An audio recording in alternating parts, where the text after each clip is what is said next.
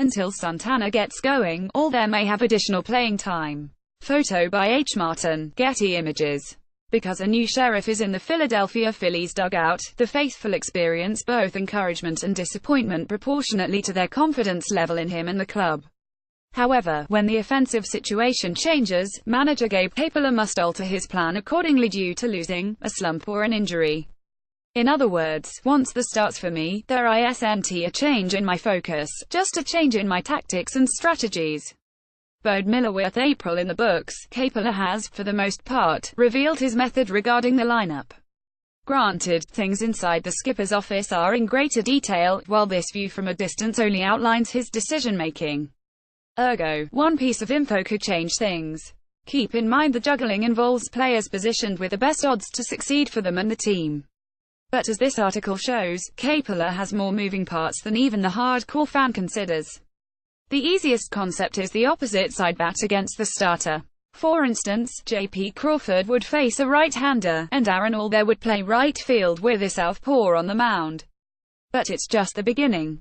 Next, the opposing starter influences the manager's approach. Which hitter has fared better against the hurler? But if the batter hasn't faced him to any great degree, the moundsman's strength can't be the regular's weakness.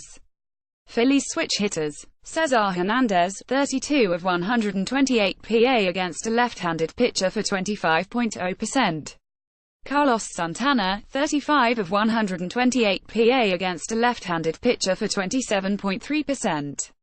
Total, 67 of 256 PA against a left-handed pitcher for 26.2%.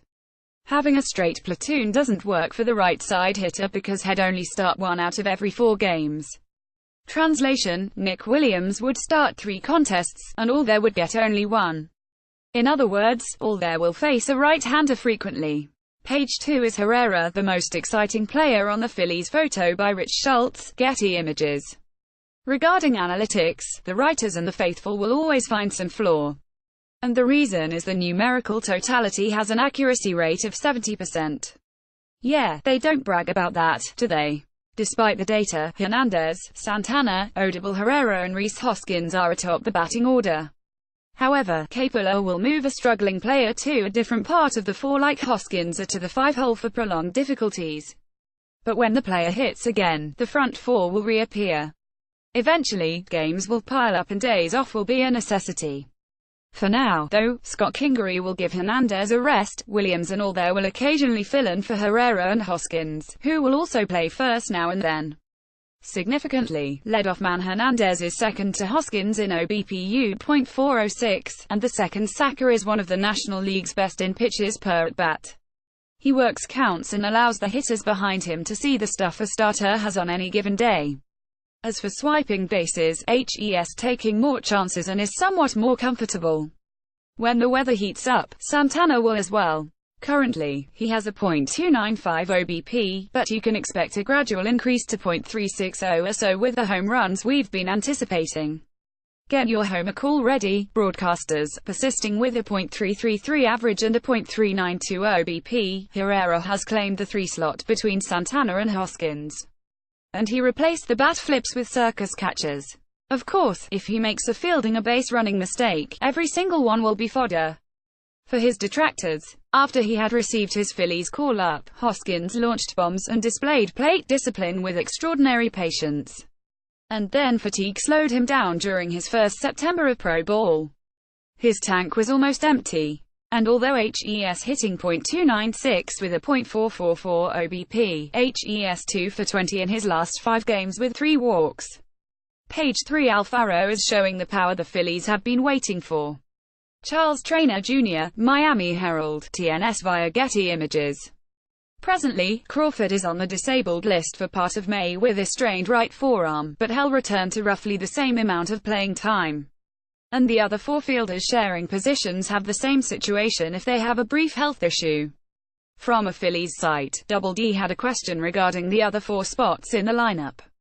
Well, before Santana temporarily switched there, Older Michael Franco had batted 5th, the best current hitter. And Older is performing better of late.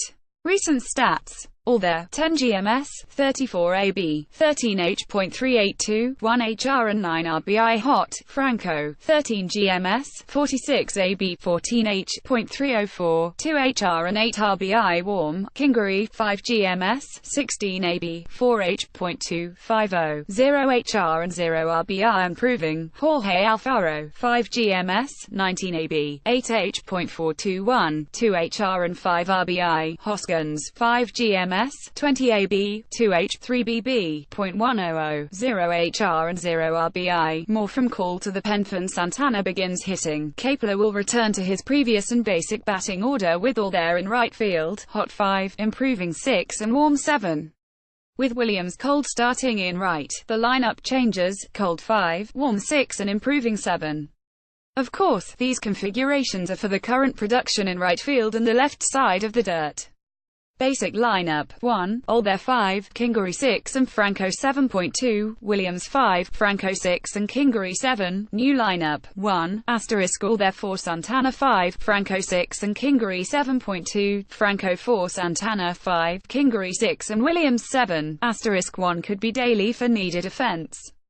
With Santana in the 5-hole, double D, Kepler has a different batting order, hot 4, Santana 5, warm 6 and improving 7.